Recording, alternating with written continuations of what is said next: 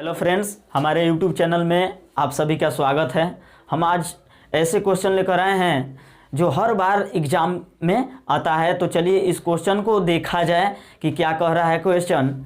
बोला है कि एक दुकानदार अपने सामान पर क्रय मूल्य से 20% अधिक अंकित करता है तथा अंकित मूल्य पर 10% की छूट देता है। उसका लाभ प्रतिशत ज्ञात कीजिए।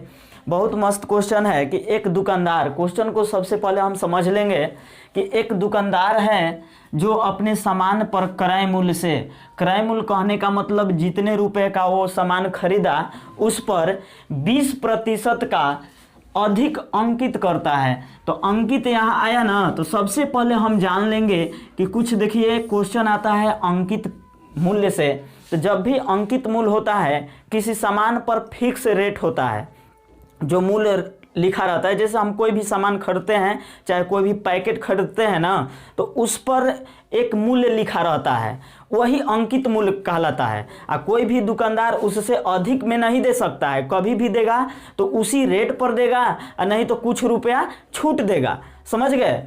तो यहाँ अंकित मूल्य तो हो गया, क्रय मूल्य पर 20% अंकित कर दिया तो अंकित मूल्य हो गया। इसके बाद अब कहा है अंकित मूल्य, जितना रुपया अंकित कर लिया उस पर 10% की छूट देता है, तो उसका लाभ प्रतिशत ज्ञात कीजिए। समझ गए?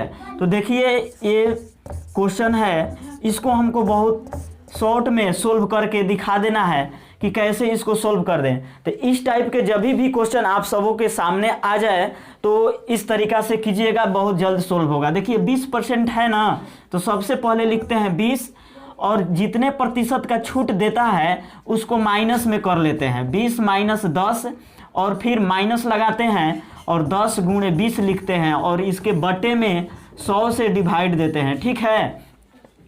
तो देखिए यहाँ 0 से 0 कट गया और इस 0 से ये 0 कट गया। ठीक, अब इसके बाद चलते हैं, कैलकुलेट कीजिए। 20 माइनस 10 माइनस 1 में और 2 से जब गुणा करेंगे तो हमारा 2 आएगा। ठीक, अब इसके बाद देखिए 20 माइनस, देखिए ये दोनों संख्या जो है माइनस में है, ये दोनों क्या है?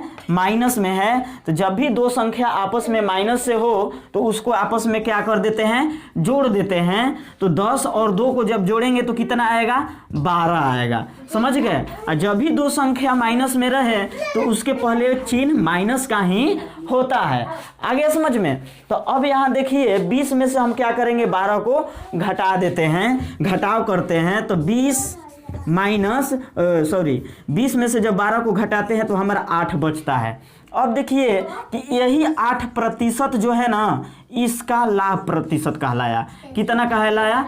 लाभ प्रतिशत। और यही आंसर हुआ। अब इसके बाद देखिए हम इस ऑप्शन में हम खोज लेते हैं कि 8% कहाँ है। तो यही 8% है। और इसमें एक खासियत बात है कि कभी भी जब आपका परिणाम जो निकले ना, ये रिजल्ट आए, यदि ये प्लस में आता है तो समझ जाइए अदर क्वेश्चन के लिए कि वो लाभ होता है, और जब माइनस में आ जाए ना तो हमेशा क्या होता है? उसको हानि बोला जाता है। क्या बोला जाता है? हानि प्रतिशत। तो समझ गए? तो हमारा यहाँ क्वेश्चन का आंसर प्लस में आया है और लाभ प्रतिशत पूछा भी है, इसलिए हमारा क्या होगा? यहाँ 8% आंसर होगा। ठीक, तो ये दूसरा क्वेश्चन आप देख रहे हैं कि ये भी अंकित मूल्य से रिलेटेड क्वेश्चन है, अब बहुत VVI है और महत्वपूर्ण है। एक दुकानदार अंकित मूल्य पर 10% की छूट देता है। किस मूल्य पर? अंकित मूल्य पर 10% की छूट देता है। उसे 8% लाभ कमाने हेतु अंकित मूल्य को क्रय मूल्य से कितने प्रतिशत अधिक रखना होगा? समझ रहे हैं क्वेश्चन? देखिए जब क्वेश्चन समझ में आ जाए ना तो आप खुद हल निकाल डालिएगा, हमारी की कुछ ज़रूरतें नहीं होगी। ठीक ना? तो क्वेश्चन कैसे समझा जाएगा, इसको बारी बारी से रेखा कर, जैसे गीत को रेखा कर गाया जाता है, उसी तरह इसको भी बार बार पढ़ कर जब तक समझ में ना आए तब तक कलम मत रखिए। यदि समझ में आ जाए, जो भी समझ में आए, कलम स्टार्ट कर दीजिए लिखना। तो चलिए इसको हल करते हैं कि एक दुकानदार अंकित मूल्य पर 10% की छूट देता है। देखिए यहाँ सबसे पहले अंकित मूल्य पर 10% के छूट दे दिया। छूट देने के बाद अब बोला कि उसे 8% लाभ कमाने के लिए अंकित मूल्य को, यहाँ बार बार अंकित मूल्य कहा, तो यहाँ अंकित मूल्य मालूम नहीं है और ना हमको क्रय मूल्य मालूम है। क्रय मूल्य से कितने प्रतिशत अधिक रखना होगा ये भी मालूम नहीं है। तो सबसे पहले हम मान लेते हैं माना क्रय मूल्य, क्या करते हैं माना क्रय मूल्य।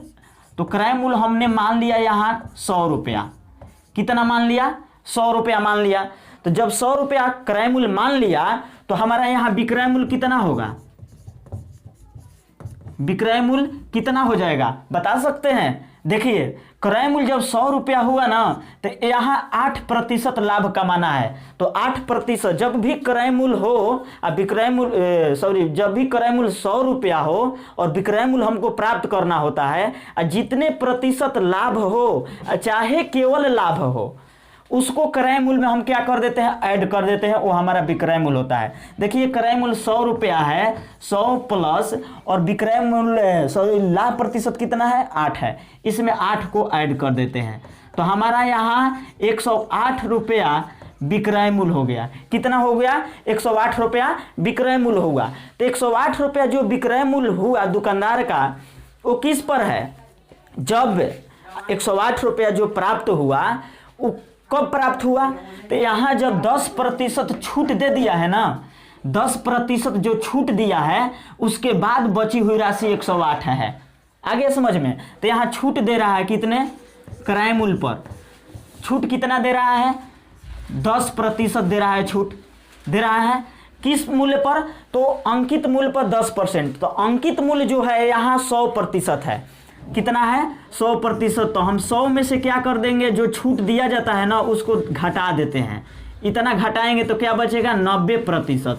ये 90% आपका बचा हुआ राशि हुआ। तो हम यहाँ फिर मानेंगे माना अंकित मूल्य, अब मान लेंगे क्या मान लेंगे अंकित मूल्य।